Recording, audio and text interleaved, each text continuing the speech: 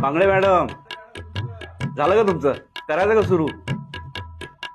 काय कदम सर, काय परिस्थिती आहे? फिरलो बा सर, मला गावभर फिरलो पण कोणी ऍडमिशनच करायला तयार नाही आहे. असं कसं? श्रुती मॅडम, तुम्ही बोला.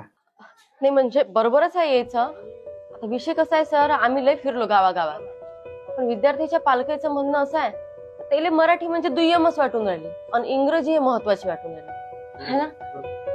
कसं आहे सर, आपल्या शाळेच्या पडक्या भिंतीपेक्षा मोठ्या मोठ्या इमारती त्याला भावून राहिल्या. आपल्या शाळेची गुणवत्ता आहे तशी, पण प्रायव्हेट शाळेत भेटणाऱ्या सुविधा त्याचं मन आकर्षित करून राहिल्या. आता मला एक सांगा, म्हणजे कोणता उपाय करायला पाहिजे आपण? मला असं वाटतं सर का बा आपण आपल्या शाळेला कसं थोडंसं रिनोव्हेट केलं पाहिजे. म्हणजे ह्या अशा भिंती झाल्या, अशा कळकल्या, त्याला आपण रंगरंगोटी करून टाकू. विद्यार्थीले बसायला असे मस्त बेंचेस, डेस्क ही सुविधा देऊ. आणि ते शौचालयाची लय बेकार अवस्था झाली आहे, तर ते थोडीशी सुधारू. सर, हे पाण्याच्या टाकीपेक्षा ऑरो फिल्टर बसवणं लय गरजेचं आहे आपल्याला. एक डिजिटल रूमची गरज आहे सर. म्हणजे कसं, ह्या सुविधा जर आपण देऊ शकलो तर मग कदाचित ते आपल्याकडे थोडेसे येतील. शासनाकडून नसतं काही गोष्टी होऊन नाही राहिल्या, आता आपण काय करू शकतो त्याच्यात? या व्यतिरिक्त दुसरा उपाय नाही का सर आपल्याकडे? नाही, एक उपाय आहे सर. कोणता? म्हणजे कसं, त्याच्यासाठी सगळ्याची मदत लागेल. पालकांच्या दारोदारी फिरणं झालं आता. आता काय लोटांगण घालायला लावतं त्यांच्या समोर? सांगत होती पटकन काय उपाय आहे तो? म्हणजे आपण जर सगळ्यांना एक एक पगार आपल्या शाळेसाठी दिला तर? काय बोलता मॅडम, एकदम बकवास आयडिया आहे. आपला पगार पण द्यायचा त्याला? आपलं काम आहे का ते? शासन पाहत बसून ते काय बोलून राहिली? पागल झाली काय तू? हे पहा, मी हे सगळं विचार करूनच बोलून राहिली.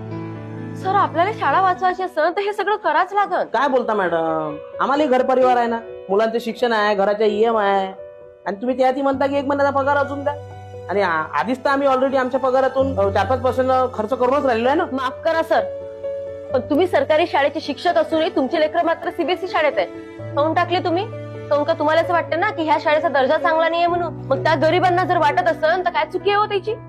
सर, तुम्हाला सांगतो मी, ह्या गरीब शेतकऱ्यांची ऐपत नसतानाही ते आपले लेकरं CBSE प्रायव्हेट शाळेत टाकून राहिले. काऊन टाकून राहिले? काऊन का तेले असं वाटू राहिलं की आपले लेकरं त्या शाळेत टाकले तर मोठे साहेब बनतील. ह्या दिव्या स्वप्नात आपल्या डोक्यावरचे कर्ज वाढवून राहिले. मला सांगा सर, आपली शाळा अशाच तर लोकांसाठी आहे ना. मग सरकार जर एक पाऊल पुढे घेत नसेल, आपण एक पाऊल पुढे घेऊ शकत नाही? एक आदर्श निर्माण नाही करू शकत का आपण? गावंडे मॅडम म्हणतायत ते बरोबर बोलतायत. आपली काहीतरी जबाबदारी आहे शाळेप्रती, एक समाजसेवा म्हणून. हे बघा, कोणाकडे जबरदस्ती नाहीये. ठीक आहे, मी एक पगार द्यायला तयार, पण तुम्हाला कोणाला जबरदस्ती नाही. बरं, तुम्हाला द्यायचं असेल तर तुम्ही हात वर करा.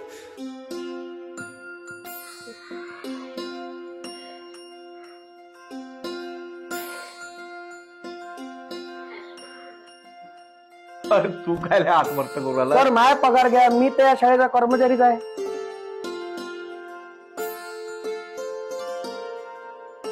मला खरंच कौतुक वाटून आलं आज तुमचं. एक मुख्याध्यापक म्हणून ऊर भरून आला. पण श्रुती मॅडम, एक माहित आहे का, हे काही परमनंट सोल्युशन नाहीये. वाकई कितीही शिवली तर थिगायचं लागणारच आहे त्याला. तर श्रीमंताला आज गादी आहे, उद्या फोमवर झोपतील, पण आपल्या नशिबीत हे वाकायचं आहे. बरोबर आहे सर तुमचं. श्रीमंताचं नाही हो टेन्शन, ते तर बाहेर देशात जाऊनही शिकून घेऊ.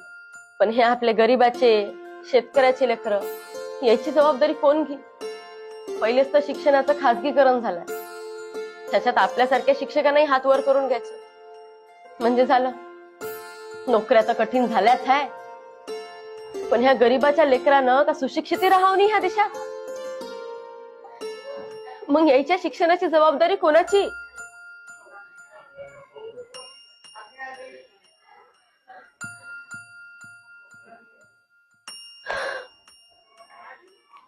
महाराष्ट्रासारख्या प्रगत राज्यात कितीतरी गरीब लेकरं शिक्षणापासून आजही वंचित आहे. पोटाची भूक भागवाव का शिक्षण विकत घ्या, हा प्रश्न मायबापाच्या समोर आहे. महाग होत चाललेलं शिक्षण आणि गरिबीचं वाढत चाललेलं ओझं कितीतरी स्वप्न अर्धवट तुळवून टाकते. शिक्षणाचा हक्क सर्वांसाठी आहे, पण वास्तव अजून खूप कडवट आहे.